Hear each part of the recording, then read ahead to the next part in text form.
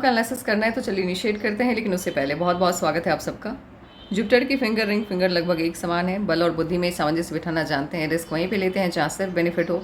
नुकसान उठाना इन्हें अच्छा नहीं लगता। लिटिल फिंगर पहले पर्व तक पहुंच रही है तो टाइम को, पैसे को, वर्क को मैनेज करना अच्छे से जानते हैं। उंगलियों के बीच में स्पेस नहीं है, खर्चीले कम होते हैं, मनी मैनेजमेंट शानदार रहता है, आंख बंद करके किसी पर भी भरोसा नहीं करते हैं।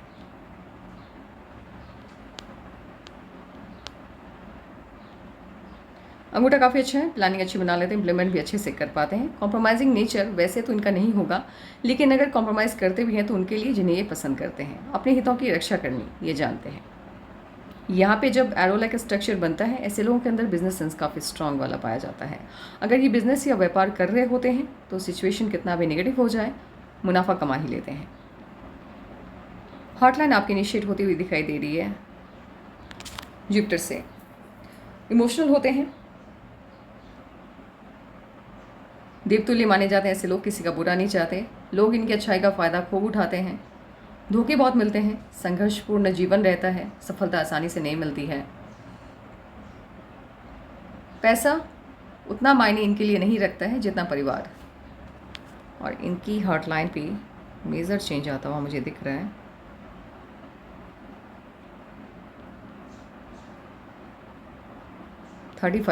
थर्टी फाइव के बाद से पैसा इम्पॉर्टेंट हो जाएगा इनके लिए, और गुस्सा भी थोड़ा बढ़ जाएगा इनके अंदर।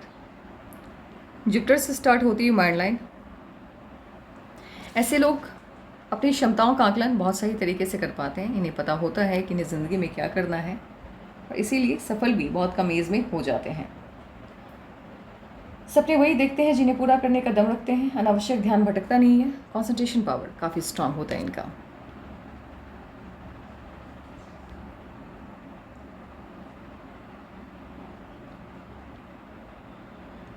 माइंड लाइन पे दबाव बनता हुआ दिख रहा है 26 से लेकर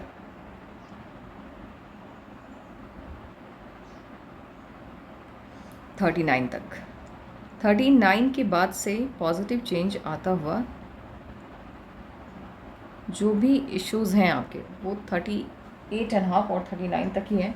उसके बाद माइंड लाइन काफ़ी स्मूथ हो गई है, और जब माइंड लाइन स्मूथ हो जाती है तो ये बताता है कि आपकी लाइफ स्टेबल हो गई है। अब कोई भी प्रॉब्लम आगे आपको लाइफ में फेस करना नहीं होगा।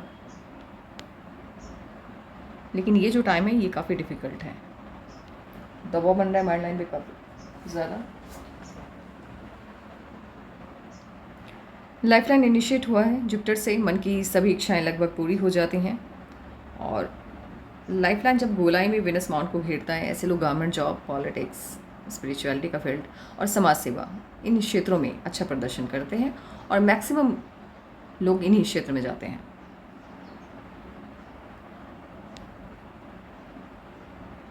लक लाइन मून माउंट से इनिशिएट होता हुआ दिखाई दे रहा है।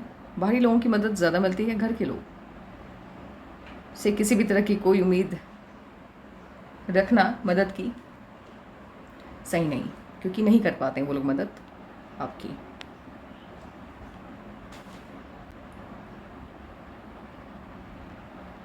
जुपिटर का माउंट आपका काफ़ी डिस्टर्ब है। सैटर्न की तरफ ना जाकर के ये शिफ्ट हो गया है राहु की तरफ। Social life, family life, marriage life और बच्चों के साथ रिलेशन अच्छा नहीं होगा आपका। बॉन्डिंग सही नहीं बैठेगी। इसमें क्या होता है, जब राहु की तरफ आ जाता है तो लोग जो होते हैं इनके अपने जो होते हैं वो इनको सेल्फिश समझते हैं, स्वार्थी समझते हैं। उन्हें लगता है कि ये अपने आप के लिए जीते हैं, अपनी खुशियों का ज़्यादा ख्याल रखते हैं, और हम लोगों से इनको कोई लेना देना नहीं, मतलब नहीं है। लेकिन रियल बात ये है, रियलिटी ये होती है कि ये अपने लाइफ पार्टनर से और अपने बच्चों से बहुत प्यार करते हैं। एक्सप्रेस नहीं करते हैं, वो अलग मैटर है। इसी वजह से, मिसअंडरस्टैंडिंग की वजह से, लाइफ पार्टनर और बच्चों के साथ रिलेशन उतना अच्छा नहीं होता है।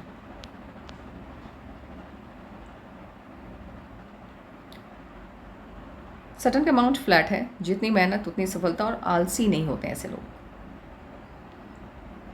लेकिन सुबह उठना आपको अच्छा नहीं लगता होगा। सन माउंट हल्का सा भी दब जाता है तो सफलता मिलने में देरी का ये सूचक होता है। सफलता मिलने के मतलब ये नहीं है कि आपकी जॉब नहीं लगेगी। ये एक तरह से सेटिस्फैक्शन को बताता है कि आप सेटिस्फाइड नहीं हो पाएंगे। देरी से संतुष्टि मिलेगी जीवन में।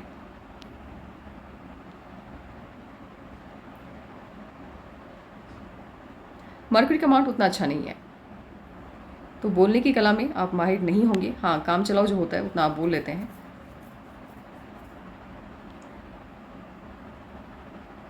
बिजनेस सेंस काफ़ी स्ट्रांग है आपका।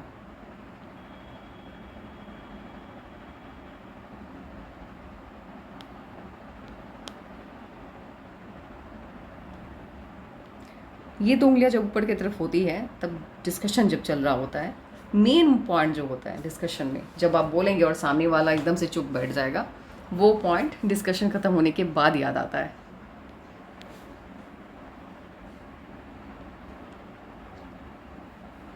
इनामास मुझे उतना अच्छा नहीं लग रहा है और राहु की लाइंस के कट्स ज़्यादा हैं, तो इम्यूनिटी का इश्यूज़ बनता हुआ दिख रहा है। हेल्थ का, खान पान का ध्यान रखिएगा।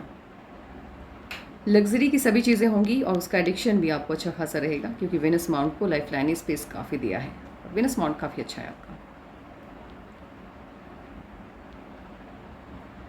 कट जब लगता है ऐसे और मून माउंट आपका नीचे की तरफ शिफ्ट हो जाता है, लाइफ में 3-4 साल ऐसे गुजरते हैं जो सही नहीं होते, लेकिन इसका कोई टाइम पीरियड नहीं होता है। ऐसा नहीं है स्टार्टिंग में आ गया, मिड में आ गया, लास्ट में आ गया, नहीं, कभी भी आ सकता है। 3-4 साल अच्छे नहीं गुजरते हैं, डिस्टर्बिंग रहते हैं, लेकिन परमानेंट हैं। और साथ ही इस पर देखिए फॉरेन ट्रिप का मौका मिलता हुआ तो मुझे दिख रहा है। सेटलमेंट वाला काम नहीं है, लेकिन घूमने फिरने का मौका खूब मिलेगा आपको फॉरेन।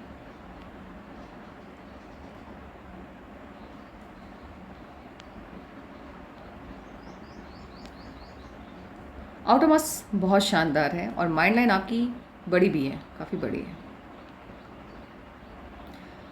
माइंड लाइन जब आपकी आउटोमास के पास जाके ख़त्म होती है, ऐसे लोग निर्भीक होते हैं, निडर होते हैं, डरते नहीं हैं और थोड़ा सा हिटलर शाही रवैया रहता है, इसीलिए भी फैमिली के लोग दूर भागते हैं। ये जहाँ भी रहते हैं इनको बस अपनी चलानी होती है, अपनी बात इन्होंने कह दिया, बस वो रूल होना चाहिए, और कोई इनकी बात ना माने तो उनको बुरा लग जाता है।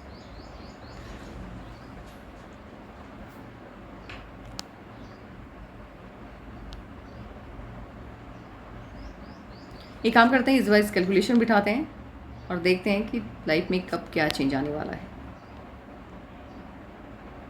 ये जो टाइम पीरियड है 31 से लेकर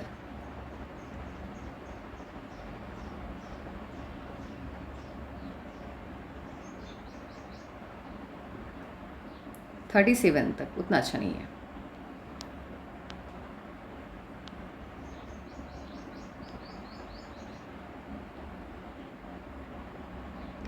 अट्ठारह में कोई ना कोई चेंज आया लाइफ में,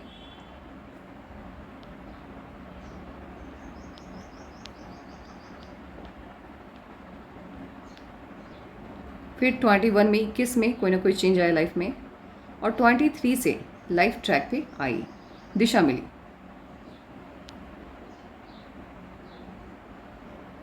26 में राहु की लाइन ने कट किया है, या तो ये राहु की लाइन हो सकती है, मुझे लग रहा है राहु की लाइन है। हाँ, राहु की लाइन ने कट किया है 26 में, या तो ये राहु की लाइन है या फिर कोई ना कोई रिश्ता आया होगा, क्योंकि ये माइंड लाइन पे जाके स्टॉप हो रही है, तो राहु की लाइन भी हो सकती है, रिश्ता भी आ सकता है। 29 में मुझे ये मैरिज की लाइन लग रही है स्ट्रांगली।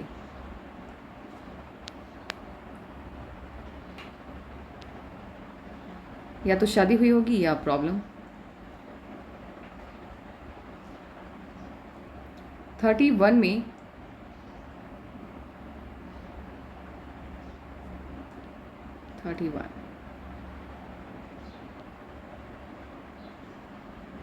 प्रॉब्लम इश्यूज आया होगा।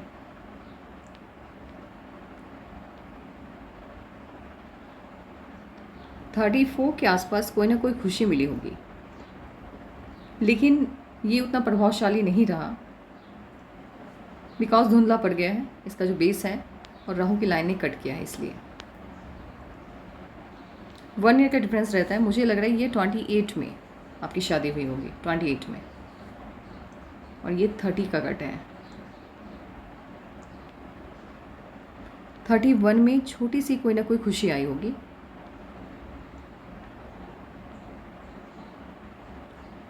34 में ऑफशूट है, तो चेंज तो आया होगा, खुशी तो आई होगी, बट उतना प्रभावशाली नहीं रहा होगा ये चेंज या खुशी। 36 में प्रॉब्लम आई है, या 36 अगर आप क्रॉस कर चुके हैं तो प्रॉब्लम जनरेट होती हुई यहाँ पे मुझे दिखाई दे रही है। ये 41 का जो लाइन है ये मुझे बहुत ही ज़्यादा डिस्टर्बिंग लग रहा है। रीज़न ये है, लुक वाइज ये लाइन मतलब ये लाइन मुझे लग रहा है मैरिज की, लग रही है मैरिज की। ठीक है, मेरी बात भी हुई थी आपसे इसको लेकर के, तभी मुझे ये 38 लगा था, बट ये 41 है। 41 पे ये लाइन है, ये काफ़ी स्ट्रॉन्ग है, मुझे इस बात की हैरानी है। और लुक वाइज बिल्कुल ही मैरिज लाइन की तरफ, और इनफैक्ट ये लव मैरिज की तरफ इशारा करता हुआ दिख रहा है। अब ये नहीं है, आपकी शादी हो चुकी है, तो अब मुझे ऐसा लग रहा है बड़ी प्रॉब्लम है। अगर ये लाइन है तो बहुत बड़ी प्रॉब्लम है। हो सकता है इंक लगी हुई पाम होती तो शायद ये कट करके आगे जा रहा होगा। और इफ़ अगर ये बड़ी शादी हो चुकी है आपकी तो प्रॉब्लम ही है ये, इफ़ नहीं है यहाँ पे, लेकिन बड़ी प्रॉब्लम है। ये 41 में आने वाली है, और उससे पहले भी इश्यूज़ आया है आपकी लाइफ में, या आने वाला है शायद। 39.5 में कोई ना कोई इश्यूज़ आता हुआ दिख रहा है, लेकिन बहुत बड़ा इश्यूज़ नहीं है वो। ये 41 वाला तो बहुत बड़ा इश्यूज़ है।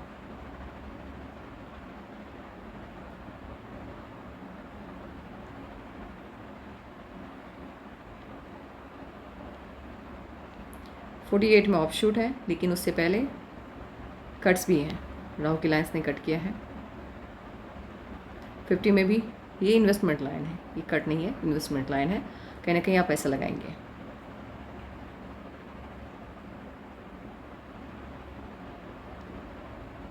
$51 में ऑफशूट है, 50 में भी ऑफशूट है, 52 में ऑफशूट है, 53 में ऑफशूट है, 54 में इन्वेस्टमेंट है, 55.5 में ऑफशूट है, 57 में कट है। ये इश्यूज़ क्रिएट कर रहा है 57 में, उसके बाद लाइफ स्मूथ है।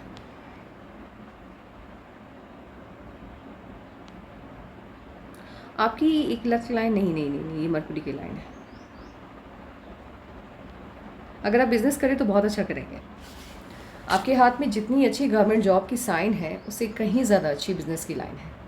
अगर आप बिज़नेस करना चाहें, मुझे ऐसा लग रहा है 41 से मे भी आप बिज़नेस में जाएं। ये हो सकता है आप बहुत ज़्यादा अमाउंट में पैसा कहीं लगाएंगे, क्योंकि ये जो साइन है, हाँ ये भी हो सकता है। देखिए, या तो ये लव मैरिज, तो मैरिज हो चुकी है तो उसका तो कोई चांस ही नहीं बन रहा है। अब 2 कंडीशन बन रहे हैं, या तो इश्यूज़ आएंगे या फिर आप कहीं इन्वेस्ट करेंगे बड़ा अमाउंट। ये तकरीबन 1 करोड़ से ऊपर का अमाउंट बता रहा है, 1 से 2 करोड़, शायद उससे भी ज़्यादा।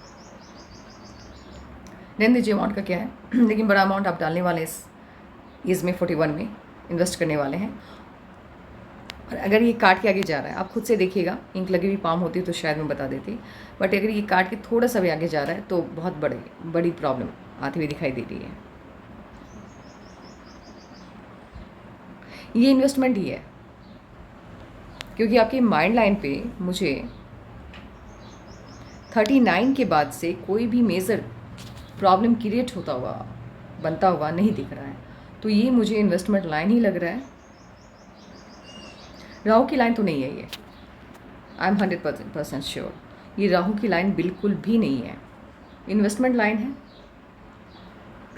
बस।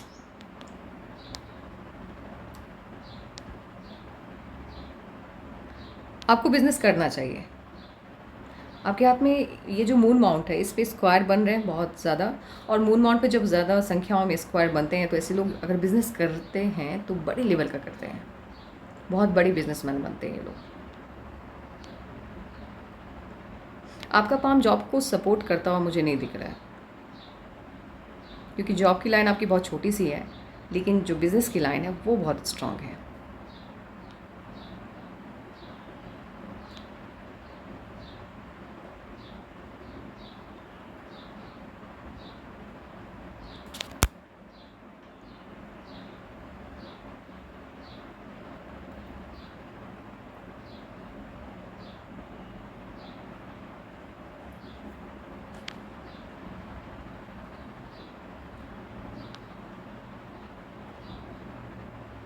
और हथेली का आकार जब इस तरह से रहता है, लंबाई में कम और चौड़ाई में ज़्यादा, ऐसे लोग अपनी मेहनत के दम पे अपनी भाग्य को चमकाते हैं। आपका मूलांक 1, भाग्यांक 6 है। जिस भी साल के, जिस भी मंथ के, जिस डेट को आप पैदा हुए, सिर्फ उस डेट, अगर वो डेट आपका डबल डिजिट में है तो उसको प्लस करके सिंगल बनाइए। वो सिंगल डिजिट जो निकल के सामने आएगा वो आपका मूलांक होता है। जिस साल के, जिस मंथ के, जिस डेट को आप पैदा हुए, सभी को प्लस करने के बाद जो डबल डिजिट आएगा उसको प्लस करके सिंगल डिजिट बनाइए और वो सिंगल डिजिट आपका भाग्यांक होगा। मूलांक 1, भाग्यांक 6 है। मूलांक 1 को रूल करते हैं सूर्य देवता, तो सूर्य देवता के सभी गुण आपके अंदर पाए जाते हैं। ऊर्जावान होते हैं, कार्य करने की क्षमता गजब की होती है आपके अंदर। किसी भी फील्ड में जाएं, अपनी मेहनत, अपनी काबिलियत और अपनी बुद्धि के दम से नंबर 1 की कुर्सी या नंबर 1 का ताज अपना लेते हैं। जिस भी फील्ड में जाते हैं, एक तो जो सूर्य देवता जिन्हें रूल करते हैं, ऐसे लोग जॉब उतने अच्छे से नहीं कर पाते हैं, क्योंकि फ्रीडम के साथ काम करना नहीं अच्छा लगता है। टाइम बाउंडेशन पसंद नहीं आता है, किसी भी टाइम में बंद के काम करना या फिर किसी के नीचे बैठ के काम करना। बिजनेस भी करते हैं तो फिर सेल्फ ही करते हैं। पार्टनरशिप वाला बिजनेस इन्हें सूट नहीं करता। बिज़नेस अगर करते हैं ये लोग, मुझे तो आपका पाम बताने के बिज़नेस का ही लग रहा है। अगर आप बिज़नेस करेंगे तो आपको सफलता बहुत मिलेगी। बिज़नेस अगर आप करते हैं तो एक वक्त ऐसा आएगा कि आपसे पुराने बिजनेसमैन भी आपके आइडियाज़ को फॉलो करेंगे। 6 को रूल करते हैं, आपका भाग्यांक 6 है। 6 को रूल करते हैं शुक्र। शुक्र को सबसे सुंदर ग्रह माना जाता है, तो सुंदरता को प्राथमिकता देते हैं ये लोग, खूबसूरती की तरफ आकर्षित होते हैं। लग्जरियस लाइफ बहुत भाती है इन्हें। महंगे वस्त्रों का मतलब जो ब्रांडेड कपड़े होते हैं या चीज़ें होती हैं वो इन्हें बहुत अच्छी लगती हैं, आकर्षित करती हैं। खुशमिजाज होते हैं, मिलनसार स्वभाव होता है इनका। एजुकेशन की तरफ बहुत ज़्यादा झुकाव इनका नहीं रहता है कभी। इन्हें जैसे म्यूज़िक सुनना या फिर पेंटिंग वगैरह, जो हटके होता है नॉलेज, जो कला से जुड़ा हुआ नॉलेज होता है, उसकी तरफ आकर्षण ज़्यादा होता है इनका। अब यह आंकड़ा बैठ रहा है 6 और 1 का। 6 और 1 नहीं, 1 और 6 का। 1 को रूल कर रहे हैं सन और 6 को रूल कर रहे हैं शुक्र। 6 और 1 नहीं, 1 और 6 की युक्ति जब होती है, संबंध जब बनता है सूर्य और शुक्र का, तो लग्जरियस लाइफ के शौकीन होते हैं ये लोग। जिस फील्ड में चकाचौंध वाली जो फील्ड होती है, उस फील्ड में तरक्की के ज़्यादा चांस बनते हैं इनके। जो चमक वाले फील्ड होते हैं, जैसे बॉलीवुड हो गया, ऐसे नहीं, मतलब मैं बोल रही हूँ, ये मैं आपको नहीं बता रही, ये समूह की बात है, क्योंकि बहुत से लोगों का 1 और 6 आता है। तो कला के क्षेत्र में ये लोग अच्छा प्रदर्शन करते हैं, लेकिन आपके हाथ में कला के क्षेत्र में प्रदर्शन का बिल्कुल भी साइन नहीं है, बिजनेस का साइन है। तो बिज़नेस के क्षेत्र में आप अच्छा करेंगे, और बिज़नेस भी उन चीज़ों का कीजिएगा जो लग्जरी से जुड़ी हुई हो, तो ज़्यादा सफलता पाएंगे आप। 1 और 6।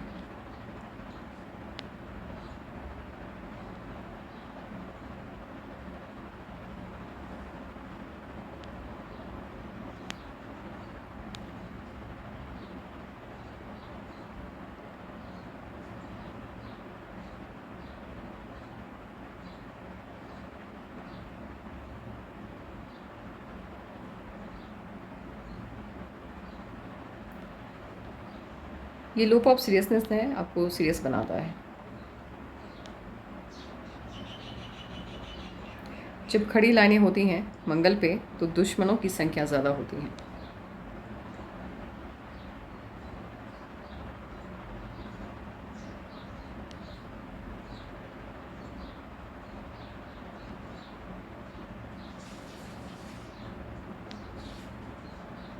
स्टॉक मार्केट में कभी भी आप पैसा मत लगाइएगा, डूबने के चांस बनेंगे, क्योंकि आपका केतु का अमाउंट दबा हुआ है। और ऐसे लोग अगर स्टॉक मार्केट वगैरह में पैसा वैसा लगाते हैं तो फिर पैसे डूबने के चांस हाई रहते हैं।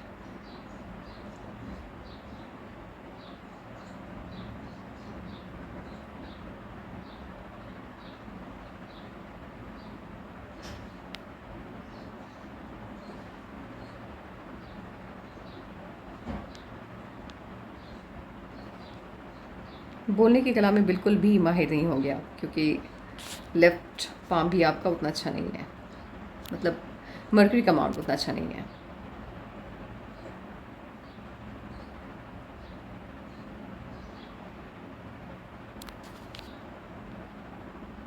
आपके लेफ़्ट पाम पे केतु की साइड स्टार बन रहा है। एक तो ये स्टार जब केतु पे बनता है तो इनिशियल लाइफ में स्ट्रगल बहुत करवाता है। अब लेफ़्ट पाम में है तो रिज़ल्ट सिर्फ 50% ये देगा आपको। स्टार्टिंग की लाइफ स्ट्रगल से भरी हुई रहती है, कोई भी चीज़ आसानी से मिलती नहीं है, सफलता नहीं मिलती है, लाइफ भी उतनी कोई ख़ास नहीं रहती। लेकिन 44 के बाद जैकपॉट सिस्टम की तरह काम करता है, ये अचानक से किस्मत बदलता है। तो 40, लेकिन रिज़ल्ट आपको 44 के बाद मिलेगा, उससे पहले नहीं। 44 के बाद से आपकी लाइफ एकदम मैजिकल तरीके से चेंज हो जाएगी, जादुई तरीके से। ये जादू करता है और आपकी लाइफ को बेहतरीन बनाता है। बट इसका साइड इफेक्ट ये होता है कि स्ट्रगल बहुत देखना होता है।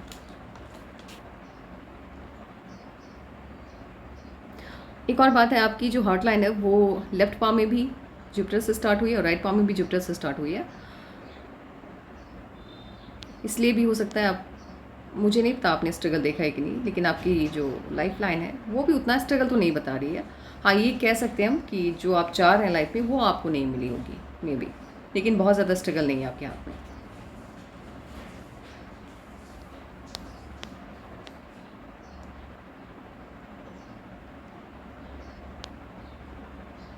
यहाँ पे आपके मोल है, इफ़ अगर है, मुझे लग रहा है अगर होगा देख लीजिएगा, तो फिर संघर्ष के बाद ही सफलता, उससे पहले नहीं। संघर्ष काफ़ी करवाता है। आपकी हॉट लाइन पे दबाव बनता हुआ बहुत ज़्यादा दिख रहा है।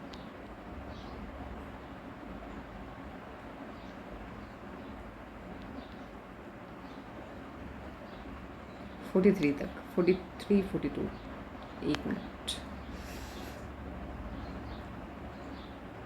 42 तक दबाव बनता दिख रहा है, उसके बाद स्मूथ है। बाकी कोई भी साइन मुझे नहीं दिख रहे हैं। और अगर आप जॉब में नहीं होते तो शायद मैं तलाश कर रही होती अभी कि कौन सी जॉब आपकी लगेगी, ऑलरेडी पता है मुझे, तो तलाश करने की ज़रूरत नहीं है। बिज़नेस में जाएंगे, बहुत अच्छा करेंगे आप, आपके यहाँ में बिज़नेस के साइन स्ट्रांग है, आपका बिजनेस सेंस भी बहुत अच्छा है। यहाँ पे हल्का सा दबा हुआ है, कर्ज की समस्या हो सकती है, कभी ना कभी ज़िंदगी में आपको लोन लेना पड़ सकता है। तो आज के लिए बस इतना ही। किसी को भी अपनी पाम का एनालिसिस करवाना हो तो पाम की पिक व्हाट्सएप कर दीजिएगा, जीमेल मत भेजिए। और आपका कोई सवाल रह गया हो तो आप भी व्हाट्सएप या जीमेल के ज़रिए, नहीं व्हाट्सएप के ज़रिए अपनी सवाल पूछ लीजिए। Take care and bye.